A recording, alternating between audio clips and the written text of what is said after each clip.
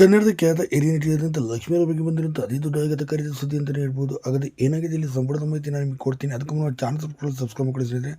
ಏನು ಲಕ್ಷ್ಮೀ ದೇವಿ ಅವರು ಕನ್ನಡ ಸಿನಿಮಾ ರಂಗದಲ್ಲಿ ಸಾಕಷ್ಟು ಹೆಸರು ಮಾಡಿದ್ದಾರೆ ಅಂತ ಹೇಳ್ಬೋದು. ಮೂಲತಃ ರಂಗಭೂಮಿ ಕಲಾವಿದರಾಗಿ ಬಂದಂಥ ಇವರು ಅತಿ ದೊಡ್ಡ ಮಟ್ಟಿಗೆ ಕೂಡ ಹೆಸರು ಮಾಡಿದಂಥ ಲಕ್ಷ್ಮೀ ದೇವಿ ಅಂತಲೂ ಕೂಡ ಹೇಳ್ಬೋದು. ಸುಮಾರು 500ಕ್ಕೂ ಅಧಿಕ ಸಿನಿಮಾಗಳಲ್ಲಿ ಕೂಡ ಅಭಿನಯಿಸ್ತಾರೆ.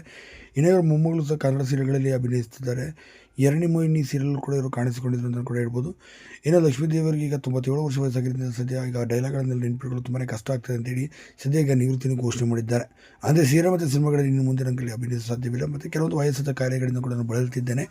ಇದೇ ಕಾರಣಕ್ಕಾಗಿ ಇದರಲ್ಲಿ ಮುಂದುವರಿಯಲು ಸಾಧ್ಯವಾಗುತ್ತಿಲ್ಲ ಎಂದು ಕೂಡ ಇದರ ಮೂಲಕ ತಿಳಿಸಿದ್ದಾರೆ. ಹೀಗಾಗಿ ಲಕ್ಷ್ಮೀ ದೇವಿ ಅವರು ಇನ್ನು ಸಿನಿಮಾ ಮತ್ತು ಸೀರಿಯಲ್ಗಳಲ್ಲಿ ಇನ್ನಿಲ್ಲ ಅಂತ ಹೇಳ್ಬೋದು. ಇನ್ನು ಪುನೀತ್ ರಾಜ್ಕುಮಾರ್, ಡಾಕ್ಟರ್ ರಾಜ್ಕುಮಾರ್ ಅವರ ಜೊತೆ ನಟಿಸಿದಂಥ ಅತಿ ದೊಡ್ಡ ನಾಯಕಿ ನಟಿ ಅಂತಲೂ ಕೂಡ ಹೇಳ್ಬೋದು. ಆಗಿನ ಕಾಲದ ಕಲ್ಯಾಣ್ ಕುಮಾರ್, ಉದಯ್ ಕುಮಾರ್ ಅವರ ಜೊತೆ ಕೂಡ ಅಭಿನಯಿಸಿದರು ಅಂತ ಹೇಳ್ಬೋದು.